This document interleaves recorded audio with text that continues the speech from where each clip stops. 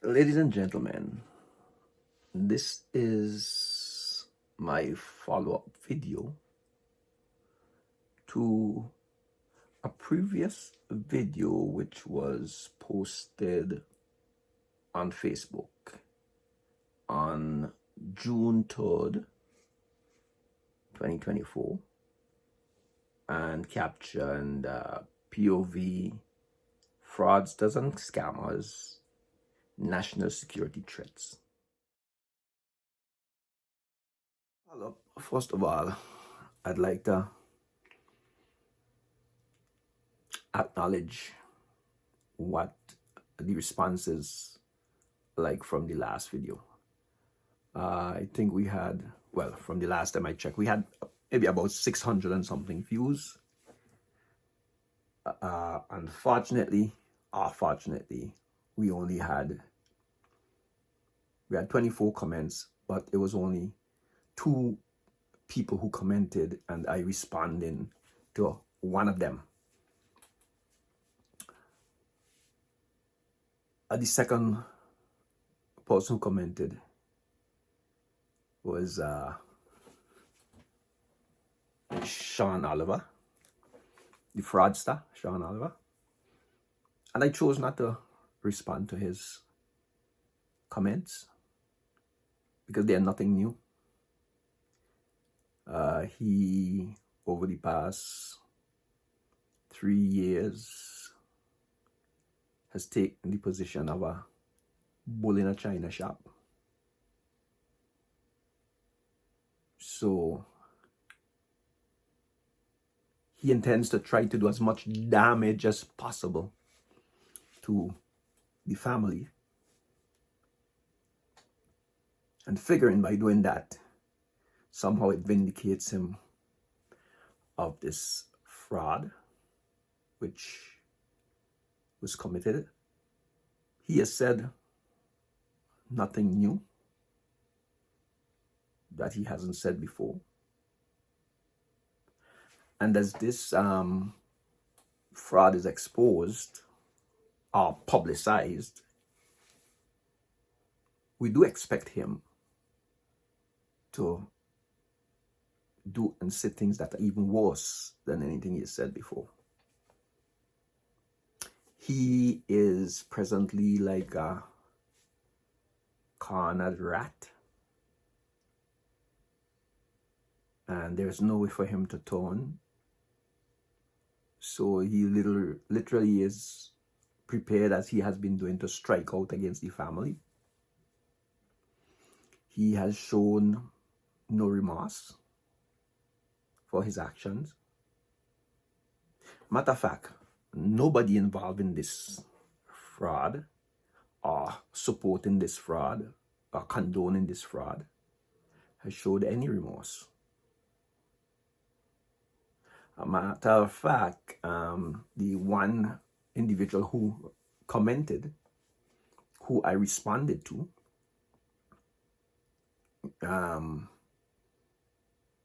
she has gotten to the point now where she's no longer questioning whether the fraudulent will is real, which is actually this. Here's a copy, which is just one sheet of paper, front, back. That's what the wills look like. It's a handwritten will. In some jurisdictions, a handwritten will isn't accepted unless it is written by the hand of the testator, which is the deceased who the will is supposed to belong to. But this commentator, or this commenter, no longer questions whether this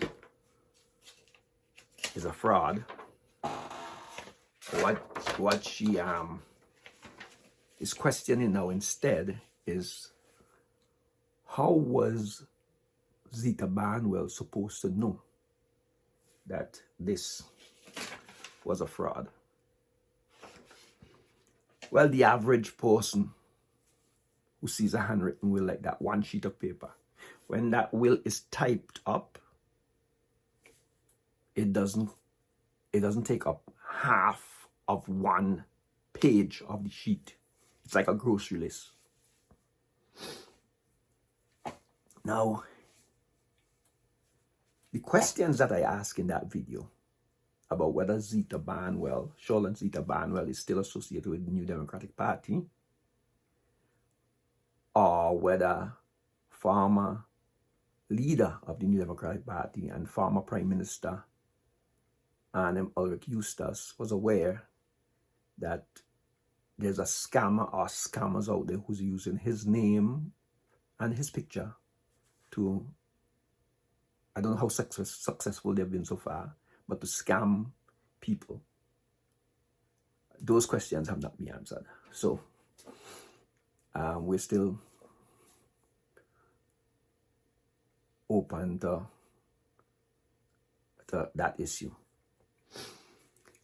Now, I want to explain or give an idea as to the purpose. Now, I had to make some notes because there's so many things that I could talk about, but I want to try to keep them kind of, limited so I don't kind of stray. But there's a lot to this, and I'd like to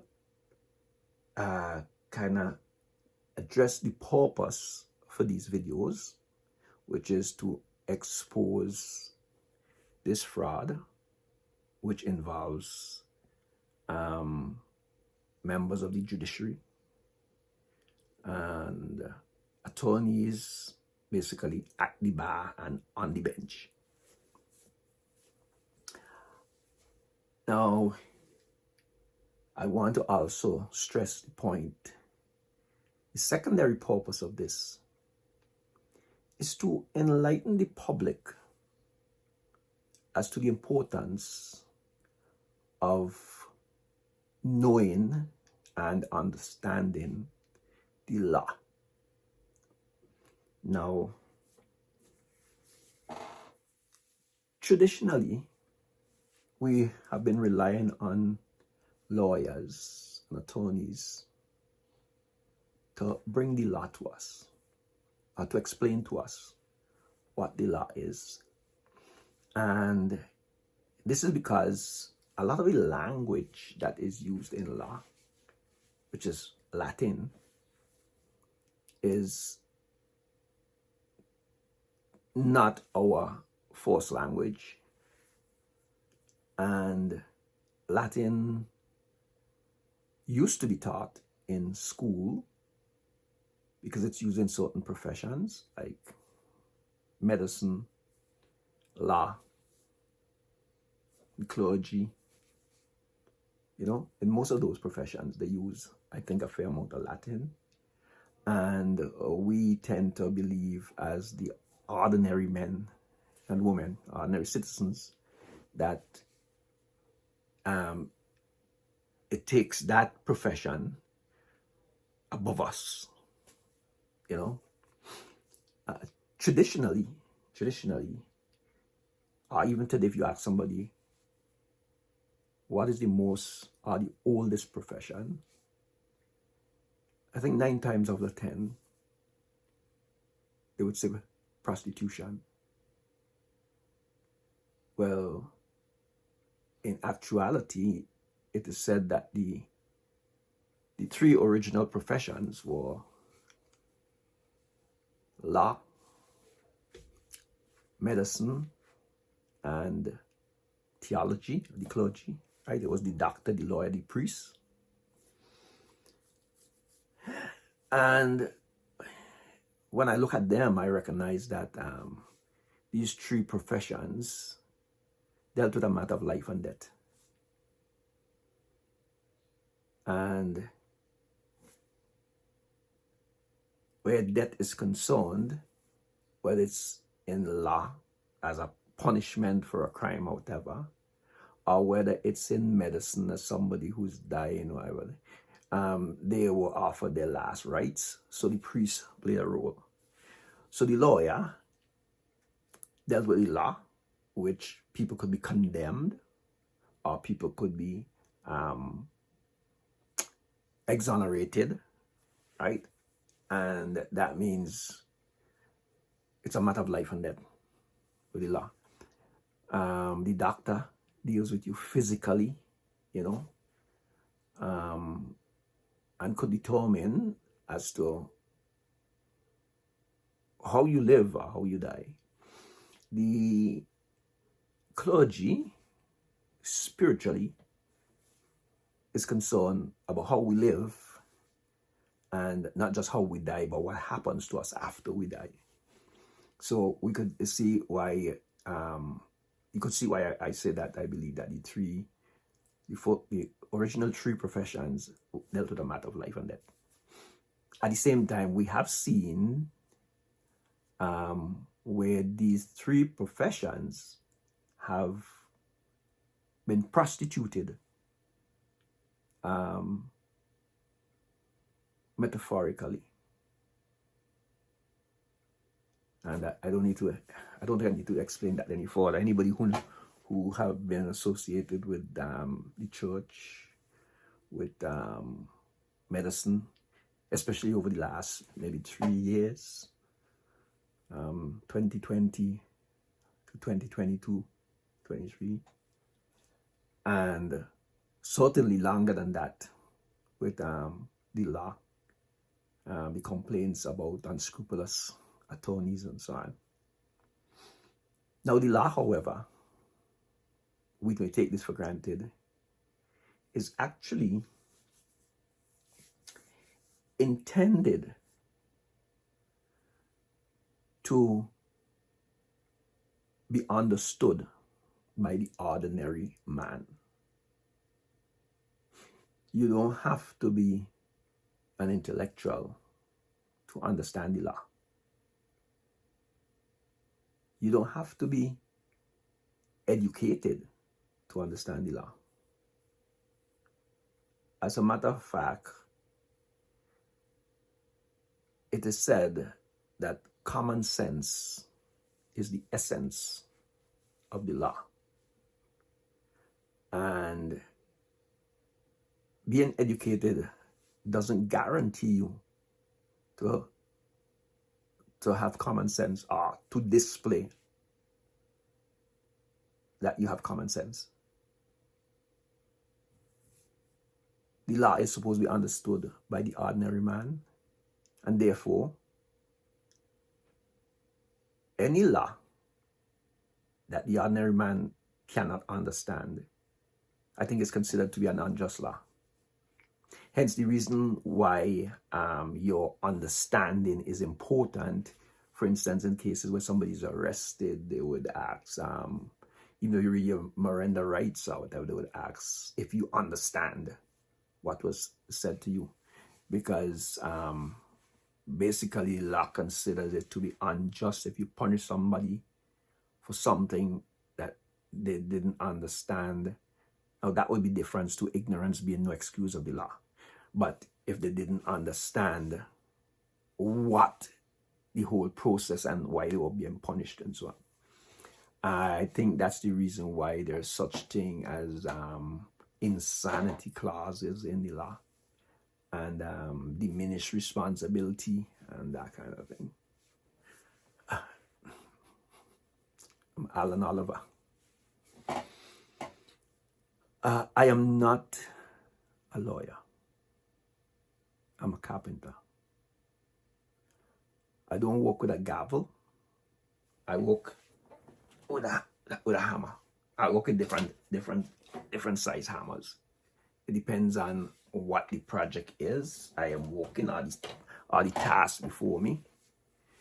I will use the appropriate hammer and mainly to serve one purpose, that I hit that nail on the head. And we trust that the judges and the magistrates who use their gavel, we trust that every time they strike with their gavel, that it will be similar to us as carpenters, striking that nail on the head. Precision, accuracy, and there's never a guarantee if you can find that there is any semblance of questionable actions within the system. You know, there are many lawyers who have had programs telling us, trying to explain to us how the law works and what the law says. And they use the Latin terms and so on. And some have tried their best to explain to us what they mean. But there's a meaning for each of those terms. So as long as we could understand that, we could understand the law, right? There was one famous in St. Vincent program that I enjoyed as a young man growing up by the late Parnell Campbell. May his soul rest in peace. And it was called The Law and You. As a result of this fraud and the amount of members of the legal fraternity who are involved directly or indirectly with this fraud, I honestly believe that if such a program is continuing, then the name should be changed to The Law and Us. Because too many of these attorneys seem to believe that they are above the law. That the law is not for them. The law is just for the ordinary man. We have registrar. We have former magistrate. We have attorneys. Okay? And they seem to believe that the law, or that they are above the law, which includes Mr. John Oliver, his aunt, a convicted felon, Miss Jennifer Will Gabriel, his aunt, also arrested in the UK, Miss Edna Ashton, and so on. So, who is the ordinary man, and why am I, as an ordinary man, trying to explain the law or to give my understanding of the law to the public? Well, it is said that the ordinary man is an ordinary, reasonable, fair-minded reader, writer, listener, thinker, speaker of ordinary intelligence, with the ordinary person's general knowledge and experience in worldly affairs. So basically, you don't have to be an intellectual. As long as you could reason, as long as you could listen to information, and as we say, pick sense out of nonsense, you should be able to understand the law. But sadly, too many of us believe in the intellectuals, in the professionals, as they say. And I have observed over the years that a lot of professionals find it very offensive, be it in medicine, law, in clergy, when the ordinary man question them. If you go to the doctor and the doctor makes a suggestion and you question the doctor's diagnosis, the medication recommended, I have found in a lot of cases they are offended. This case has shown me where I have asked lawyers whom we have hired questions, and they were offended. I actually had that experience with an accountant also, and they would say, oh, you wouldn't understand this. Okay? But basically, we as ordinary people have to make an effort to know the law. We literally give up too much of our rights because we do not know the law. And we are too easily intimidated because we do not know the law. Okay.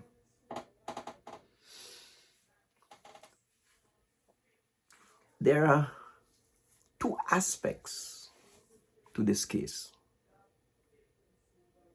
which is very important to basically all of us. And they are, one, the issue of paternity, and two, the issue of succession. Most of us don't seem to understand the importance of having our father's name on our birth certificate. I've heard of cases where mothers refuse to put a father's name on their children's birth certificate. And we know there are reasons, legal reasons and other reasons why some fathers may decide not to put their name on children's birth certificate. But it is important that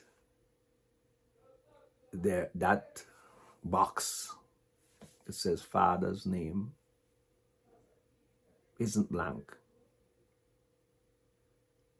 But each person would have to deal with that basically in their own way and adjust for their own reasons. However, if your father's name is not on your birth certificate while he's alive,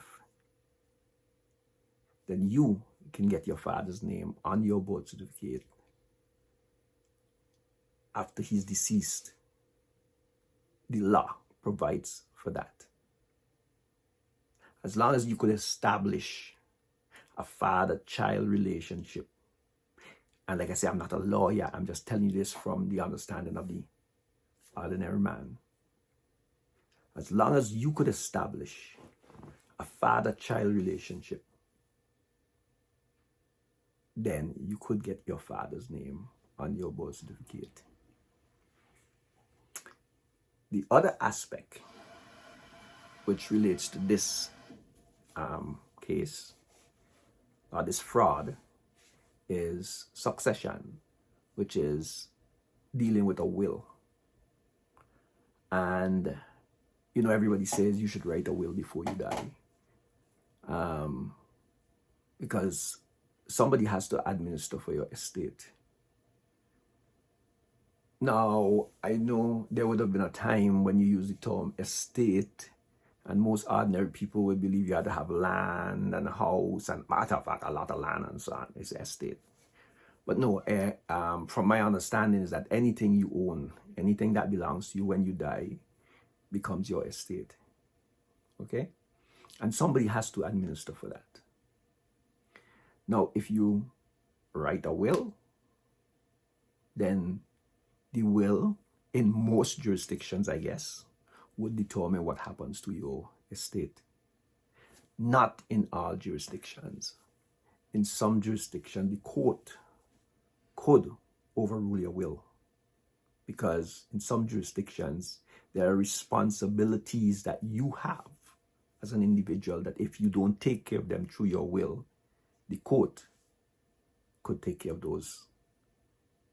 But under the laws of St. Vincent, the Eastern Caribbean, if you don't write a will, then the court just has a way that they deal with it. And one of the problems we have had with this case is that, and I don't know if it still exists because I know there was some reform to the laws recently, I had to check it, but is that one of the biggest issues with this case is that it was said that as long as your father's name is not on your birth certificate, you don't have any right to any benefits from the estate, so you're not a beneficiary. And it's amazing how that was used to support this fraud. So we're gonna get into more of that, and I'm gonna explain my own understanding of more of that as we go along. Hopefully by that time we would have, hopefully, maybe one or two members of the legal profession commenting and making some clarifications. Like I said, I'm not a lawyer. And hopefully I would have all the necessary documentation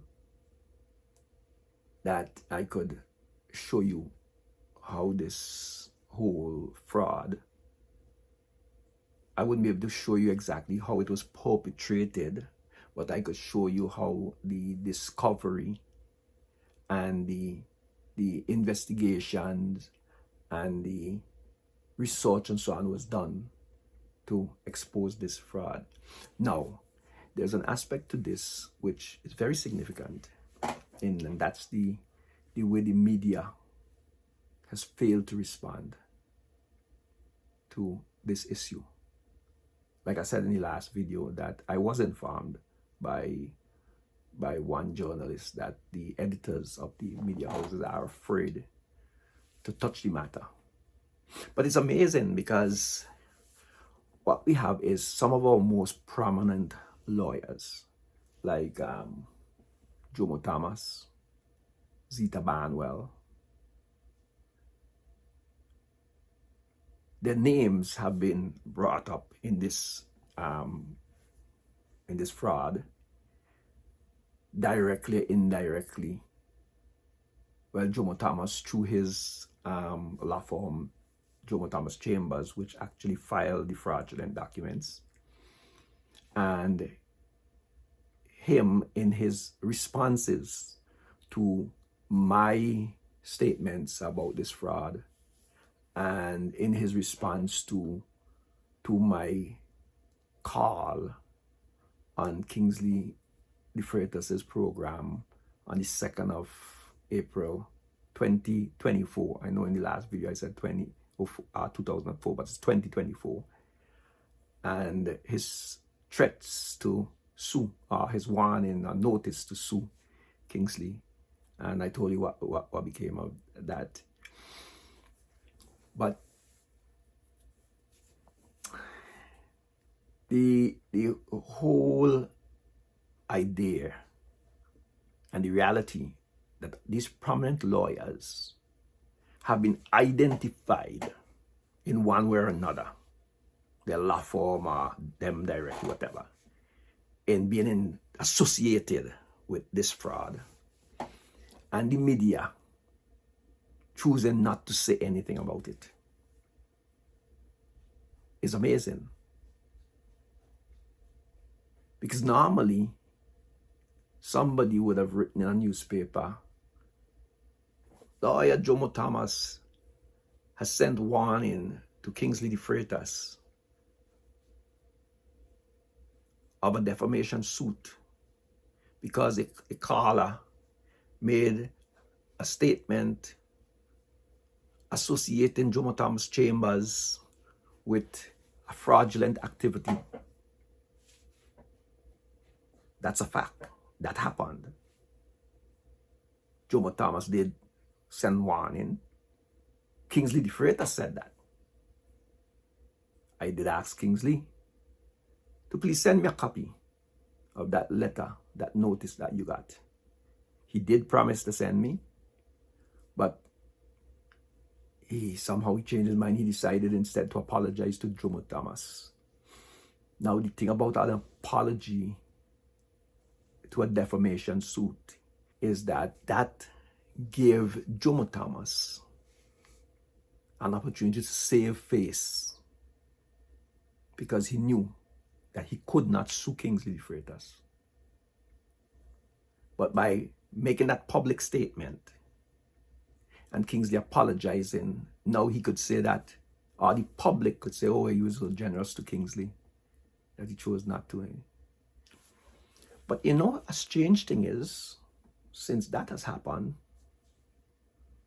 we have seen the situation where Kingsley's health seems to be deteriorating.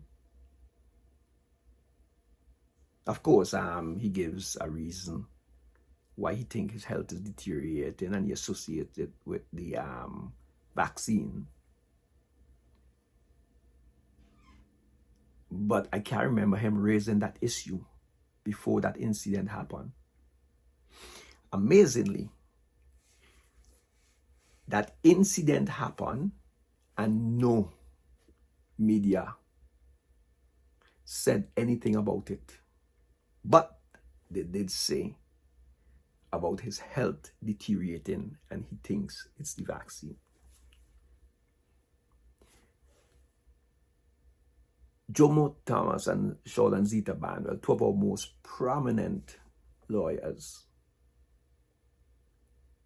have been declared to be associated with the Jomo Thomas chambers, not necessarily Jomo Thomas, because Jomo Thomas would be associated, I'd say, as an accessory after the fact, because it was told to him that your law firm had submitted or filed fraudulent documents with the court.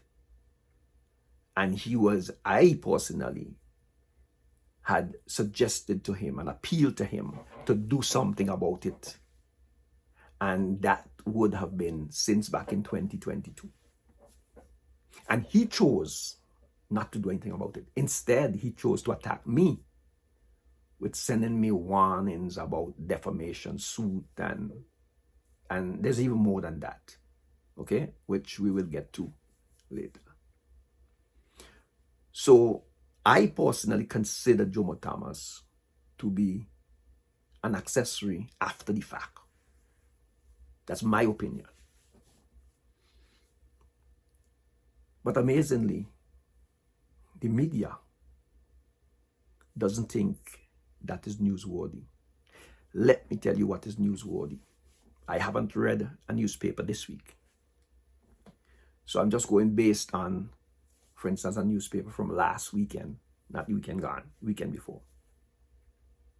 This is what is newsworthy. One man or one woman, I think, accused her boyfriend of spending money to buy a shoe. It turned into an argument. He held on to her. Her jersey or her vest or whatever got torn. They ended up before the magistrate, and the magistrate charged him $50 as compensation for damaging her clothing. That is what made news. That made news. But two of our most prominent attorneys have been publicly declared to have been involved in defrauding the court that you and I rely on for justice. Our court. These attorneys are officers of the court. Our court. That isn't one. It isn't newsworthy.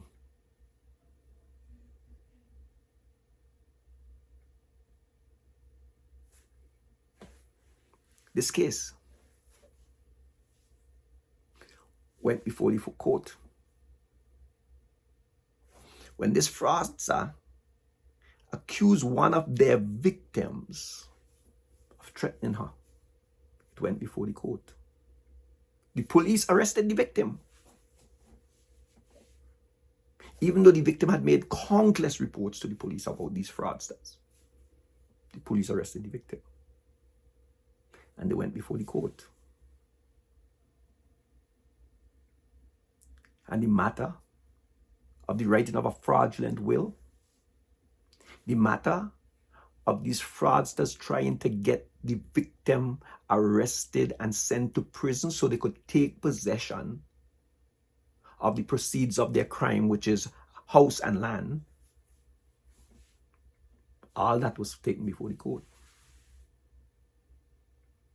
The victim, even when he took the stand, explained why he made certain comments, because he believes that this fraudster Jennifer Will Gabriel is responsible for the death of his father. The magistrate acknowledges that this case has a lot involved in it, but he could only deal with the matter that was before him at that time, which was a threat. And he dismissed, based on the evidence before him, he dismissed the case. Nothing about that appears in any newspaper. On no Facebook page, in no posts.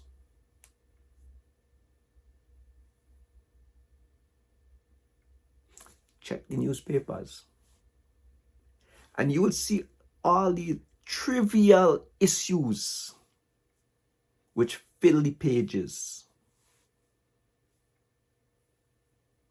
Some of them are so trivial that they're like 1 or 2 paragraphs, small paragraphs. But the issue of Sholan Zita Barnwell, Jomo Thomas Chambers, the registrar of the High Court, submitting fraudulent documents to the court, and the registrar of the High Court being the presiding judge, is not newsworthy.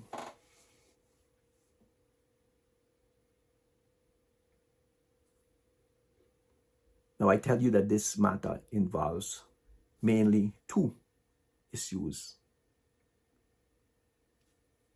paternity, father's name on a board paper, and succession, the issue of a will. Now, if you don't think that that is an important issue to our people, to our region, I want to play a clip for you. This is taken from the launching of one of the latest legal programs dealing with the law. It's hosted by Grenadian lawyer Mr. Joseph Ewart Lane. Now, this inaugural, or this first program, it had 8 panelists or 8 guests along with Mr. Lane on the program. 2 of them being Ms. Sholan Zita Barnwell and Mr. Jomo Sanga Thomas.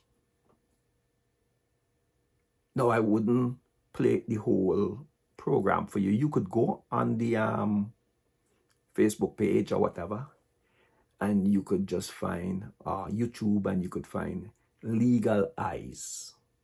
It's a brilliant program, and I must give Mr. Lane total credit for what he's doing.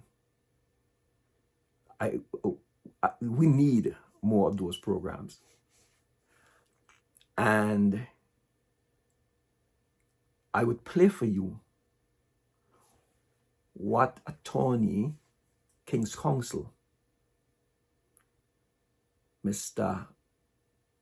Ruggles,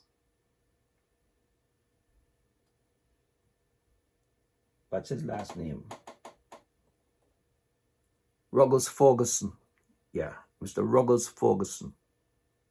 Brilliant lawyer. What he has to say about why programs like this are important and why these issues should not be trivialized. So, with the hope to keep this video down to about an hour, I would play this clip, and if there is time left, then I just make a few remarks, and then I start preparing stuff for the next program or the next video, which hopefully by that time we would get into the story behind this fraud. So hopefully we have some time after this clip. He's a true stalwart, somebody I admire immensely, workaholic, just name everything about it and you get Ruggles. So I know ask Ruggles to say some more stuff. Yes, well, thank you. Thank you very much for your introduction, and let me join all those before me in extending heartiest congratulations to you, Joseph Lane, for this great initiative. This will be my 24th year of organized public legal education. It is something I started back in 2000, and I have campaigned for not only at the local level, but at the regional level and also at the international level, because I believe the empowerment of people through education is critical to the development of our society, not just to individuals, but the collective development of society. And I need not give or rehash the many examples given by the other speakers who preceded me, but small things in law make big differences. Just the idea of not having a father's name on a birth certificate makes a big difference.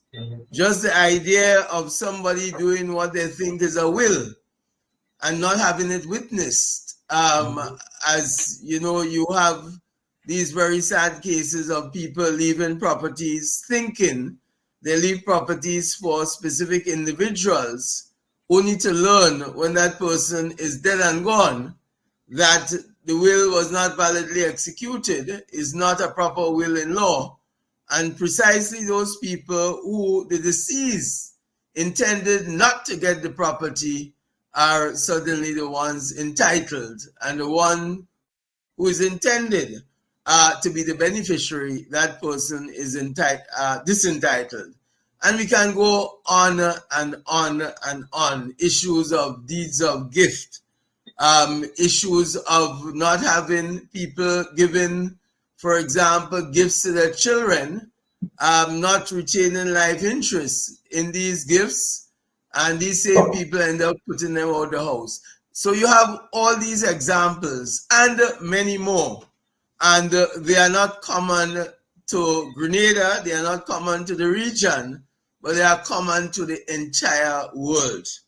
And for some reason, we never had organized public legal education, and I believe, and probably I can say proudly, that the Grenada Bar Association started this initiative many years ago in an organized way, and it is something that is now being embraced not just in the OECS, but in the wider region. And this program adds to that reservoir of knowledge out there. And I want to make the point that this, again, stands as part of your own selflessness because it's a free program. It's a free program. It involves time and preparation, organization of people to come on the program. And I probably would advise, based on my own experiences, that you have backups at times, because you may have somebody calling you at 7:45 and saying, well, I can't make it today. And you want to make sure that you have a backup. And it's a program with a difference, because it's not just targeted to Grenada, but it's targeted to the entire region. In fact, the entire world, because the internet has no boundaries. In fact, only over the last 2 weeks, I was actively listening to a program or programs that are done in Ghana, I believe either Ghana or Kenya, as part of an individual's initiative in public legal education. So public legal education is empowerment, but I want to also make the point that it contributes to the stability, one, of families, and two, of the wider society. Because part of the problems you have with families, for example, especially when there's a death in the family, and siblings who were otherwise close to each other, very close to each other, certainly begin to war over who should be the beneficiaries of properties, and they stop speaking to each other. And many times, because they have their own interpretation of what the law is, they didn't have the opportunity to be advised or informed or educated on the law, and people take their own positions. In communities, you have people picking up cutlasses to settle scores because they believe their rights are infringed, when of course that is not what the law is. So people, as I always say, are expected to follow the law. The laws are there for people to follow. They bind human beings, not animals, but human beings. And therefore, for these people to abide by the law, they must know what the law is. So quite apart from the individual benefits, there is the national benefit of stability, of promoting more peaceful resolutions of disputes. When people have an appreciation of what the law is, and probably the law is not on their side, they may be more disposed to settle, go across the table, as the court itself in this period, the Eastern Caribbean Supreme Court is to be particularly commended for their initiatives in the area of mediation. Jackie mentioned it earlier, and I can say that though the mediation is focused on code-connected mediation, but mediation is encouraged at a pre-action level, especially now with the revision of the civil procedure rules last year. So let me congratulate you on this initiative, another very selfless initiative. Not just the information, but I think the engagement will be valuable. And just on this small launch here, we have colleagues and friends from all over the region. And one of the good things, and I hope what happens, is there's a multiplier effect. And when you do it, I'm sure other people in different parts of the world would be encouraged to do something similar, encouraged to contribute to legal education, and the entire world will all be better for it. So good luck. I know you are a hard worker, and if anybody probably could pull this off with your own discipline, commitment, level of organization, and of course, brilliance, that is not in question. I think anybody who can pull it off is yourself, because you have people start these initiatives and after a few months they give up, because it's not easy. It might appear easy, but I expect this program to be around for a long time. So thanks, congratulations, and best wishes. Once again, I'd like to give credit to Mr. Joseph Ewart Lane for a fantastic effort. This clip was from the first program, and I have been viewing all the programs so far. And again, I'd like to say thank you, and thank you to King's Counsel, Mr. Ruggles Ferguson. I don't know if those who are looking at this video would have observed Miss Sholanzita Barnwell's reactions to during Mr. Ferguson's statement. She seemed rather uncomfortable to me. Seemed like she wasn't prepared for what was said. You would be surprised how many members of the general public fall victim to these issues of paternity, succession. How many people have been denied their inheritance because they lack the knowledge, the resources, or even the will to fight and defend their rights? The scripture says, a righteous man leaves an inheritance for his children's children.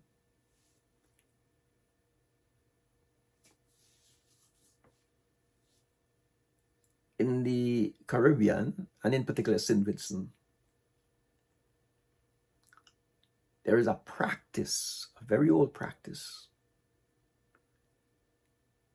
amongst the poor in our society, where you would try to shame people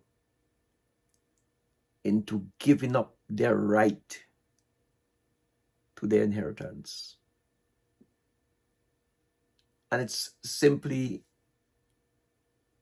presented this way, as you're fighting for deadlift. Sadly, in most cases, it is not the person who is trying to steal your inheritance who gets that. It is usually you when you decide to stand up against those who try to steal your inheritance. So you're fighting for deadlift.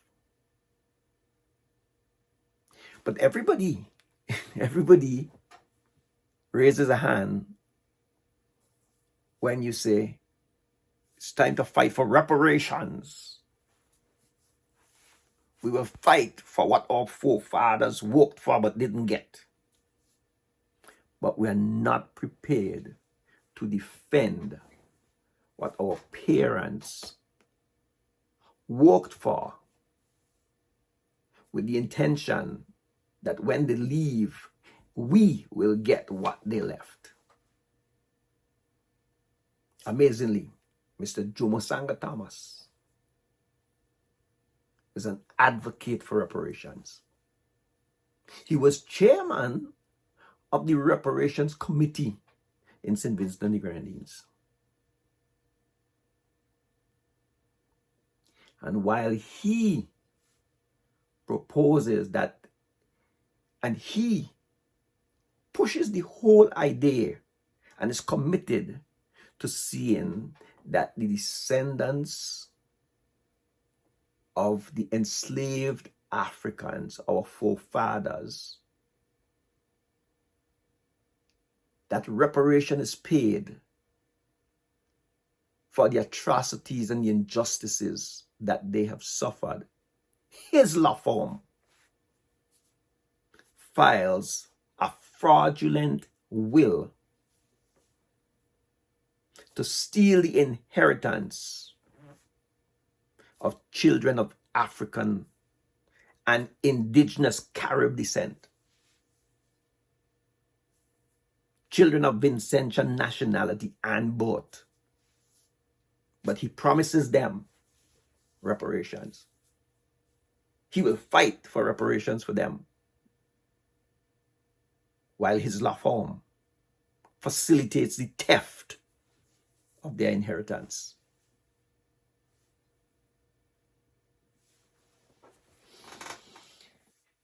It is our duty as citizens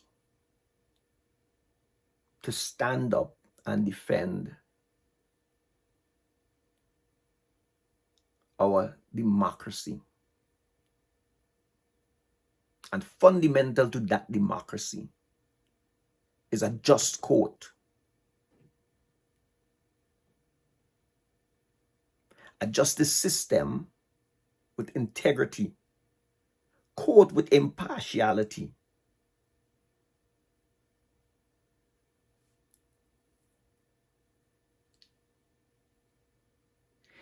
It is my intention to expose the corruption and the corrupted elements within our society.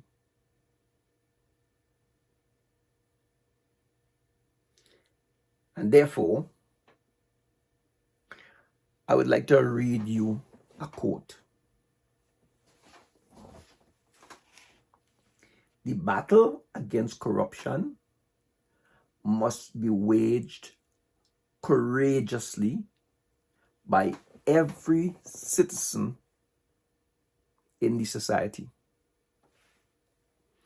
If not, it will corrode all of our professions and institutions and bring our society into further disrepute. The disbarring of corrupt lawyers is a step in the right direction, but not enough. Criminal prosecution with the prospect of hard time must be a stronger, or may be a stronger, torrent. I'll go it over again. This quote: the battle against corruption must be waged courageously by every citizen. Not just that it must be waged, it must be waged courageously, which means we have to accept that there are dangers. You have to be courageous. When you go about your life daily, it doesn't require courage. It's an everyday activity. But when you know there are dangers along the way, which you must encounter and overcome to achieve your goal, that's where you have to be courageous. And this courage must not be just by one set of individuals or the poor who are oppressed. No, every citizen. Further, if not, it will corrode all of our professions and institutions and bring our society into further disrepute. Which means if we do not courageously wage this battle against corruption, it would erode our professions. It would erode the profession, the legal profession, that noble profession. It will erode the medical profession, the law enforcement, education, all the institutions and professions, and bring our society into further disrepute. Not just into disrepute, because it's already in disrepute.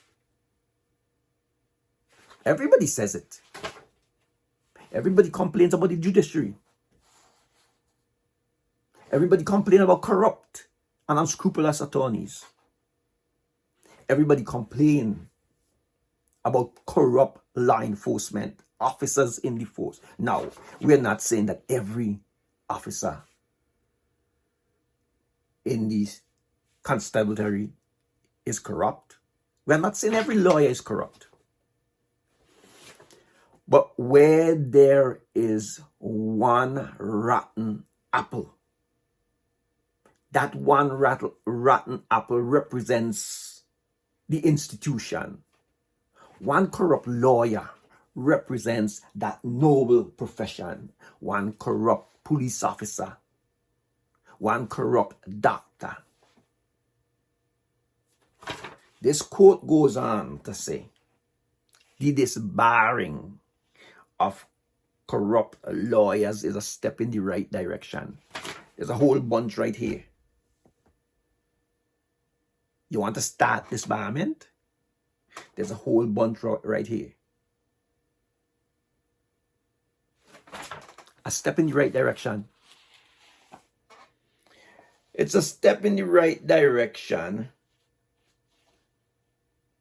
Okay, but not enough. Criminal prosecution with the prospects of hard time may be a stronger deterrent.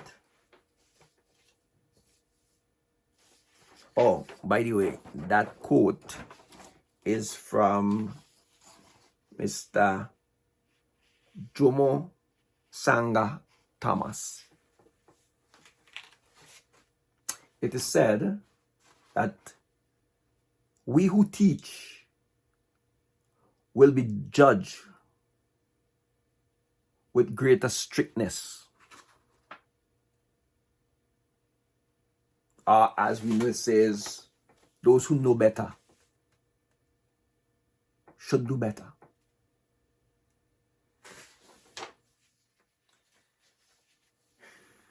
I hope that those who are committed to justice would maybe feel a bit touched by the suffering that William Oliver fatherless children, and I am recording this right now. This is Father's Day, and I have known how much these children have suffered since their father died. All of the resources, the assets that were left to provide for them was stolen.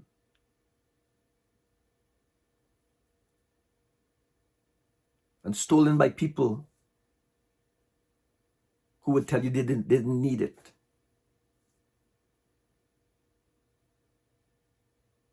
Actually, Sean Oliver stated that he didn't want anything. But because he could not control the other children, he decided that he would take everything.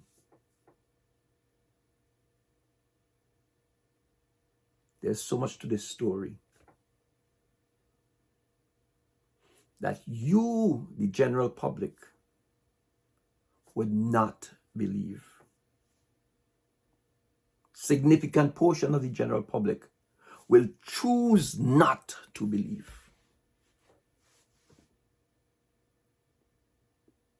I will tell you, based on this case, things which you have heard, things which you have been hearing for years,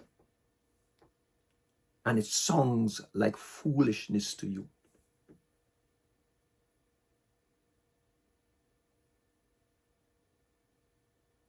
But I try to keep this to under an hour, but I know it's already gone over an hour. So until next time, protect what you have. Protect what is yours.